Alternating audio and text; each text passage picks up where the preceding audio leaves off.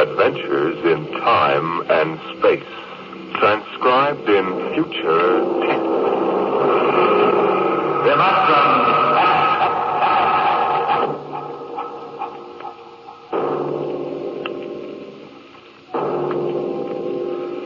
The National Broadcasting Company, in cooperation with Street and Smith, publishers of astounding science fiction, bring you Dimension X.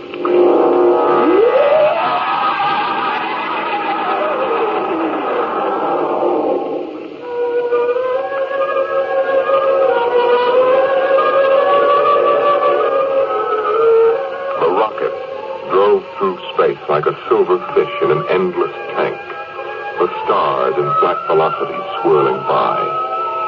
Inside her case, tiny, finite specks of humanity controlled the tremendous power that impelled her so relentlessly toward the other galaxies. Who were these men? What mad, fantastic need and desire had caused them to abandon Mother Earth and venture to the ends of the universe? Captain Hollis. What is it, Stone? Magnetic storm, dead ahead, sir. Any aperture? About a 100-mile gap between elements, sir, but shifting rapidly. Switch on the radar screen. Let's have a look. Yes, sir. There are asteroids in it, Captain. I see that. Thank you, Stone. Sir? What? Any change in course? What for? The storm, sir. If I decide to change course, I'll issue the order. At the rate we're approaching, it'll be too late to issue an order. Mr. Stone, do I need to remind you who's master of this ship? Look, sir, there are 25 other lives to be considered besides your own. Those asteroids shipped at our course. That's enough, Stone. It's not enough, Captain. Return to your post. Captain, for God's sake, don't be pig-headed about this. There's a magnetic storm dead ahead. Are you going to risk the lives of all of us just so you can hang your hat on some lousy interplanetary record? We know this means a lot to you. Sure, you can be fleet admiral if you beat those Asiatic ships to Venus. That's fine, but we value our lives. I happen to value my life just as much as any man aboard this craft, Mr. Stone. But I wasn't brought up to be a lily-livered dare-nothing. Now get back to your post, or I'll have you court-martialed. Well, Mr. Stone? Okay. Okay what, Mr. Stone? Okay, sir. Impudent young pig. Maybe he's right, Lewis. Well, you stick to being ship's doctor. You're good at that. I'll navigate this fish. Really, Captain. Only I'd hate to pile up on some little asteroid, especially when a simple thing like changing course. Simple thing? Do you know what a change in course would mean? The slightest deflection would throw us 1,000,000 miles off at this speed. It'd take days to get back on the vector. By that time, one of the Asiatic ships would have landed on Venus and claimed the whole blasted planet. We're in a race, Charles. Well, suppose they did claim Venus. There's nothing but rocks and jungle anyway. It isn't that. It's the idea of someone beating us. You know, Lewis, I always get a little bit jittery when men are willing to die for symbols. You're a cynic. Maybe. Get Mollis. Get Mollis. Hollis, what is it, Lester? Captain, the radar tracking shows a foreign object dead ahead. What? Check your screen, sir. Good Lord, the whole blasted storm has shifted dead on. Engine room. Mission chamber. Fire up your starboard cyclotron. Aye, sir. You can't make it in time, Lewis. Listen to that radar bounce. Shut up. Now hear this. Now hear this. Condition red. Fasten your spacesuits. Forward cyclotron at capacity. Open the fission chamber. Emergency blast. Aye, sir. It's it off. You think we'll make it? We've got to make it. Suppose one of those asteroids decides to shift. Will you shut up? It doesn't sound good, Lewis. Another 5 seconds. 4, 3, 2. Lewis, the meteorite. Good God! Look out!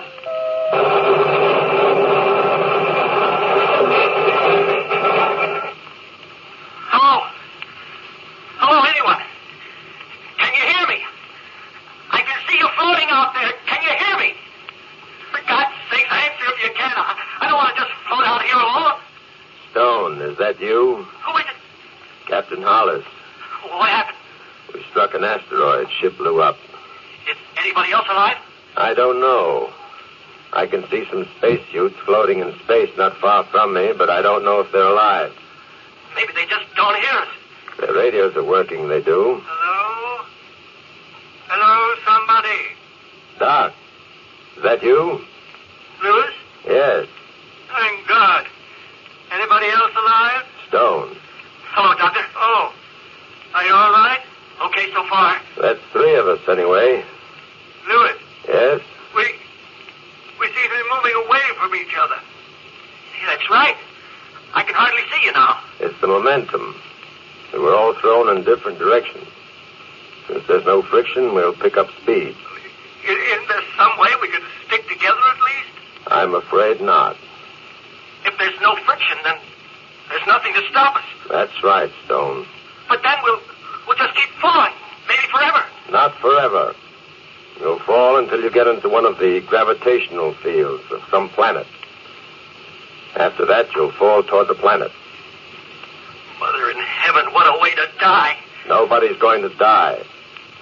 Those Asiatic ships will be along this way. We can radio to them when they get in range. Aren't you forgetting something, Lewis? What's that?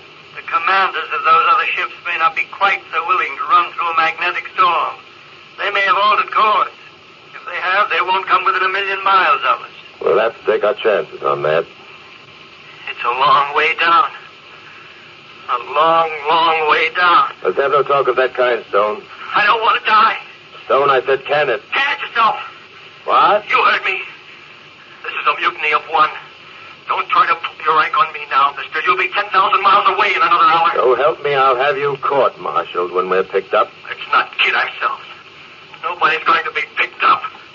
I've got a few things to get off my chest before we lose contact with each other. Don't let it drop. Let him talk. Thanks. Your ship was a bad ship, and you were a bad captain. I hope you break when you hit the moon. Thanks for the goodwill, Stone. That isn't all. I believe there are different kinds of deaths, Captain. Just as there are different kinds of lives. Yours should be pretty interesting because you've been dead for years. Oh. Let him. When was the last time you had an honest human feeling, Captain?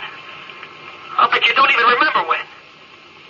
I don't think you're capable of any kind of strong feeling. Do you have a wife, Captain? I'll bet she won't miss you one bit. Children? I have a son, little boy. Maybe he'll grow up to be a hero like his daddy. A tin hero with a piece of stone where other men have hearts. Are you quite finished? I've said it. Well, so long, Doc. So long. I'm headed for the sun. Somehow I don't like the idea of falling into the sun. I'm going to take a quicker way out. No, Stone, don't be a fool. I'm going to smash the faceplate on my helmet and let the oxygen escape. Stone, don't do it. We're going to be rescued. Stone. See you all in some other universe? God have mercy. He was headed for the sun. I can barely see him now. Looks like Mercury for me. How about you, Lewis? I'm headed for Earth. Funny, isn't it? That I should be going back to Mother Earth this way. I'm nothing but a human meteor, Charles. When I hit the Earth's atmosphere, I'll burn like a match.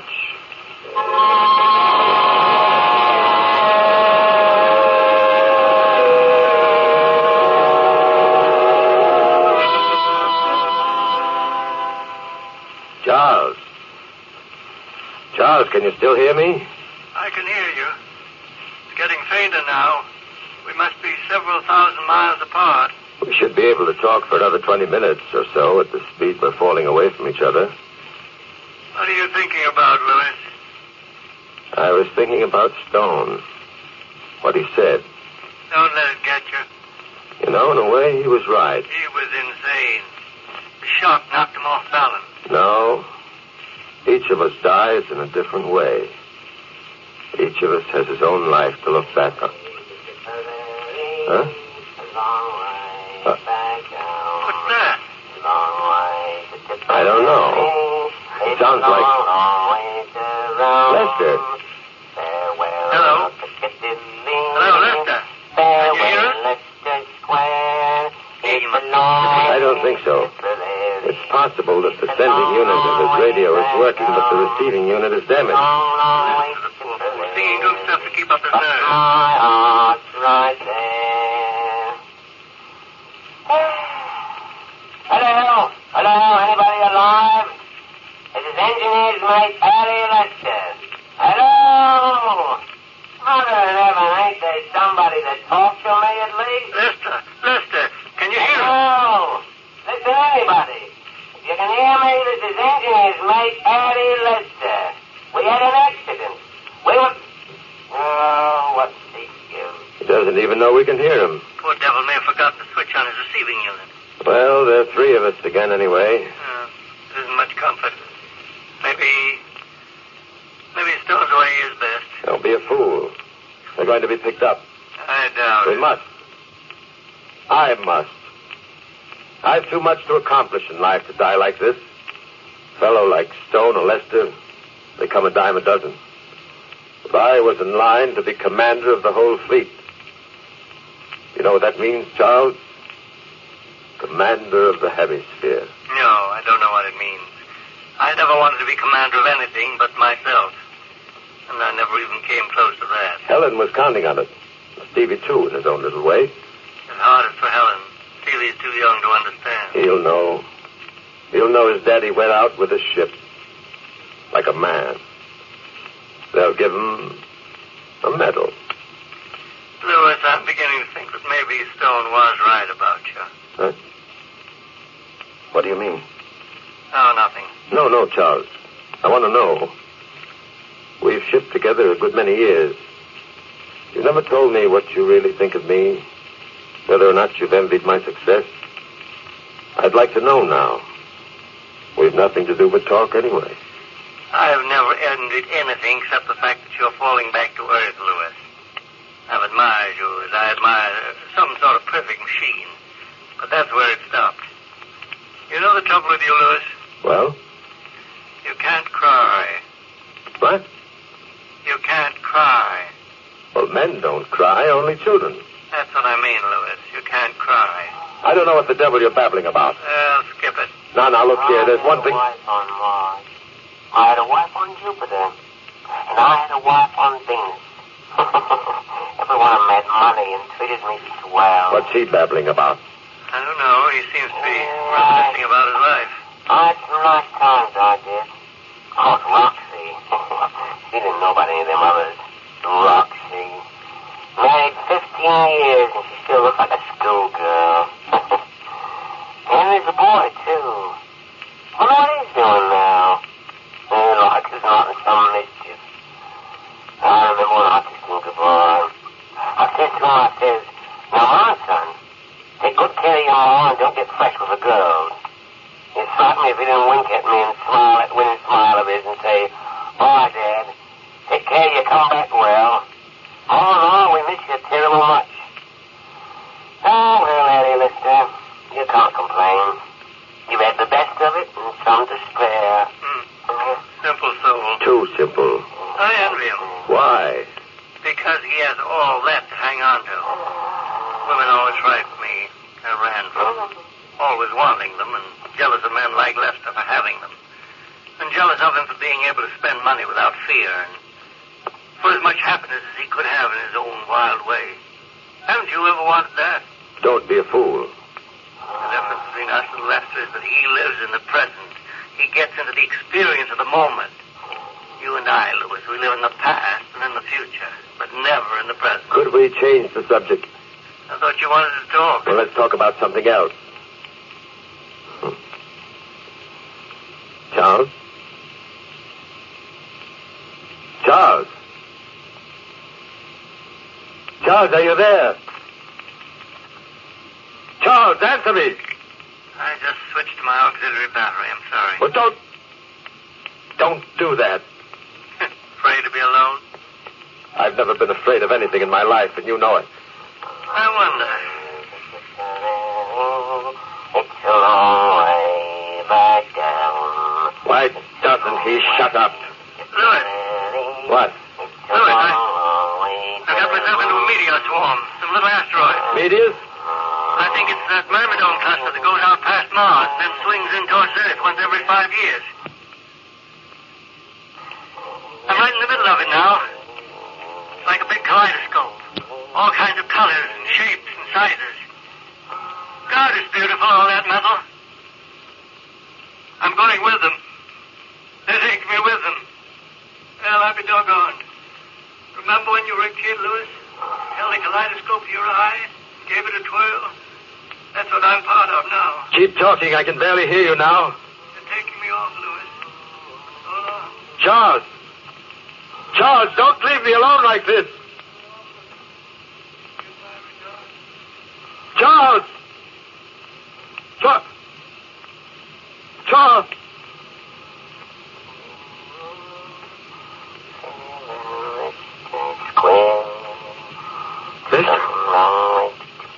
Lester! Lester, can you hear me?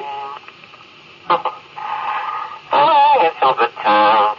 I got drunk once and gambled away $1,000. Why don't you shut up? Then there was the time Roxy and I made love on the sand down at Old Gate Bridge. It's all over, Lester. It's just as if it never happened. And Annie, you've no regrets, really. What good does it do you, you fool?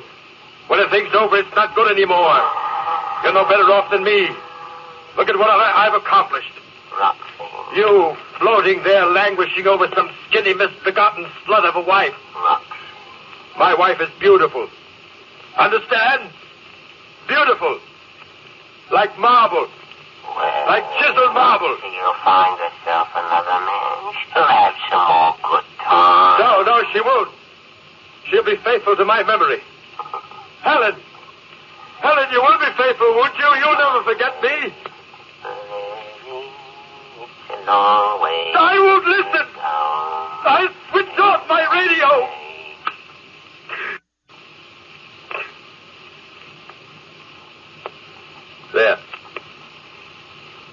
There, that's better. You're alone now, Captain Hollis. Alone with yourself. And your thoughts. And your memories. Going back to Earth like a human rocket. And remembering.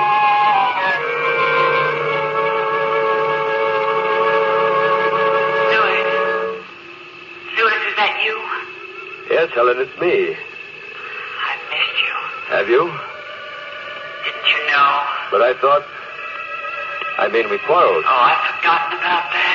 I had some trouble, Helen. We won't talk about it.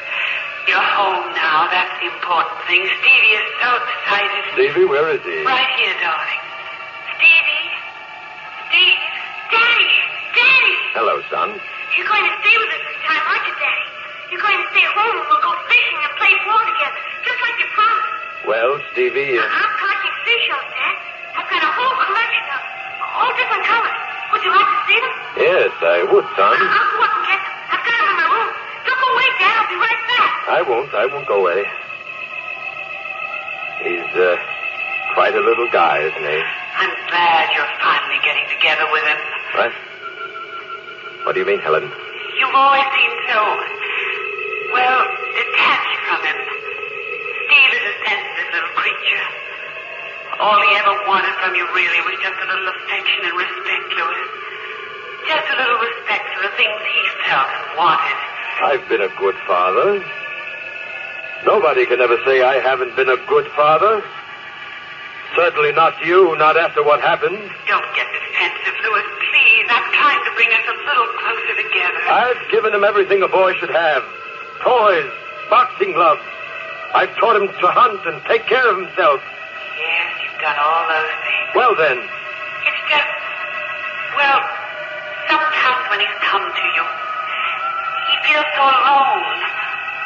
All he wants is for you to put your arms around him and reassure him, that's all. He's going to be a man. I don't want him to be soft. What is it, Louis? What is there about being soft that you despise? Sissy's a soft. Christ was soft. Now, don't start that business again, will you? I'm trying to make you understand, please. I understand what you're trying to do. You're like all of them. They want to make you a woman. Like them. They want to drain you of your manhood so they can control you, manipulate you. You won't understand, will you? You won't trust me or anybody else, including yourself. Now you're talking belly wash again. Oh, let's not build that wall between us, Louis. Not this time. I had it all planned when you came back.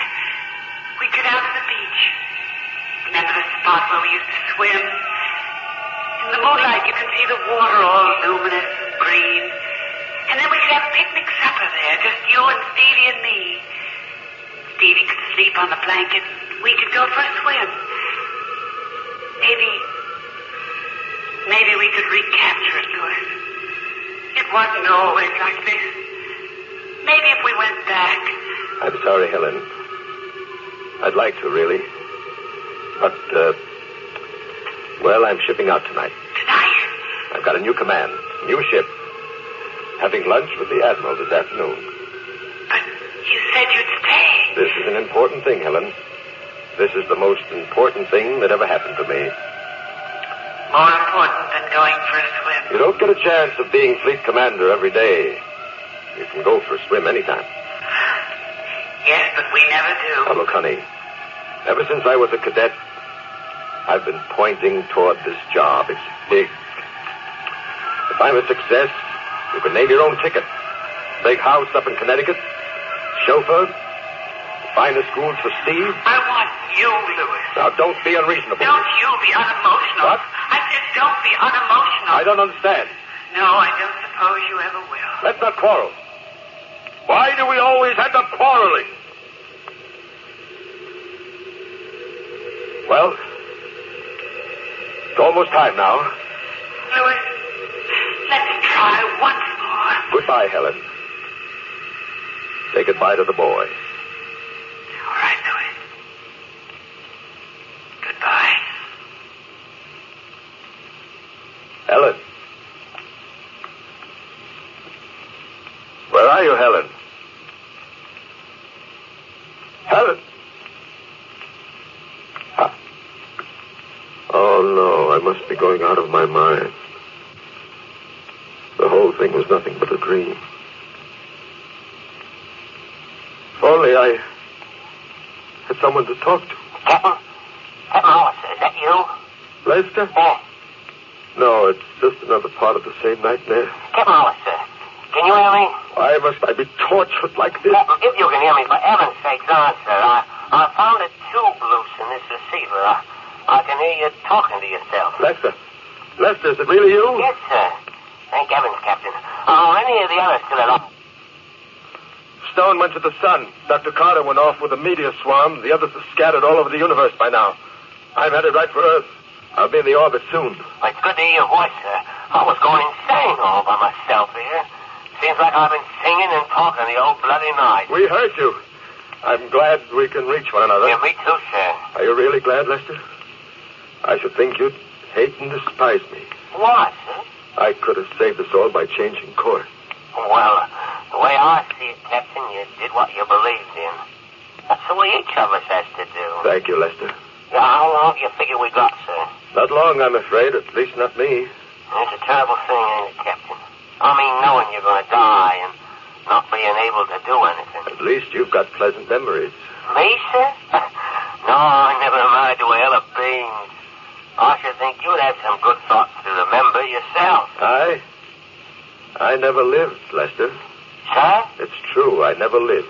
But you were wise. We were strangers. We never knew each other. A son? A son.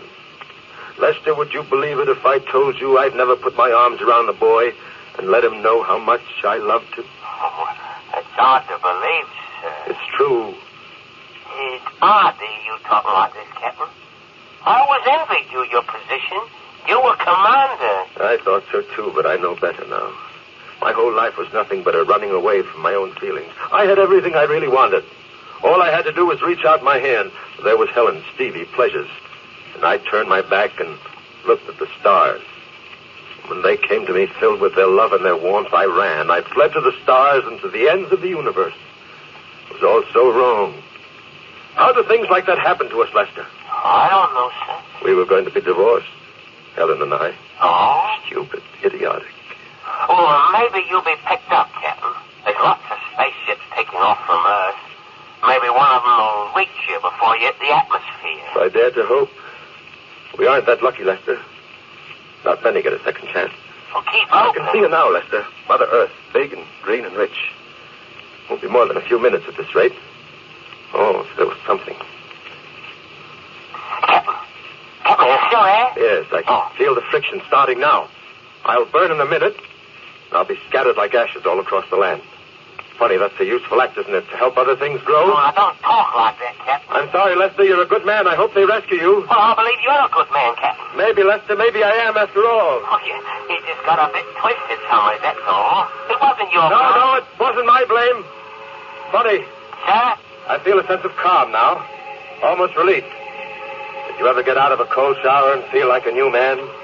Clean and ready for breakfast and a new day? I have a feeling like that. It's a beautiful old earth, Lester. Good to go home. I wonder if anyone will see me. Captain! Oh,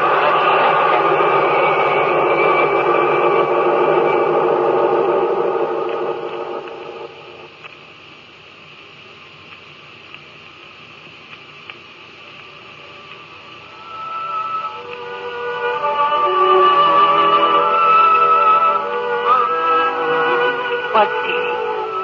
Why don't we come down to the beach tonight? I don't know. I just wanted to see the ocean and the stars. Are you cold? No. Mom? Yes, darling. When's Dad coming back? I don't know, Steve. I don't know. Mom, Hmm? what's the matter between you and Dad? Matter? Oh, nothing you'd understand. Don't you love each other? I suppose in a way we do. It used to be quite different. Long ago, when you were a tiny, tiny baby, your father and I used to come down here and swim at night. I was the first girl he ever loved. And then somehow, something happened. He got frightened or something, and we sort of lost each other. Oh. Come here, Steve. What's wrong, Mom? Oh, I just feel a little chill. Perhaps we'd better be getting back. It's almost your bedtime. Okay, Mom. Mom, look up there. A falling star. Yes, I see it. It fell right this way. Did you see it, Mom? A falling star. Make a wish, son. Make a wish.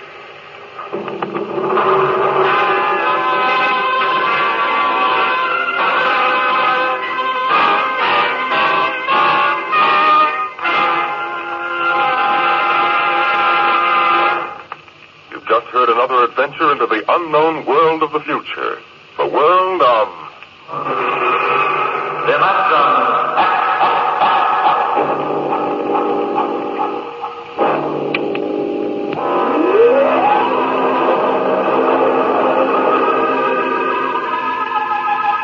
Dimension X is presented transcribed each week by the National Broadcasting Company in cooperation with Street & Smith, publishers of the magazine Astounding Science Fiction.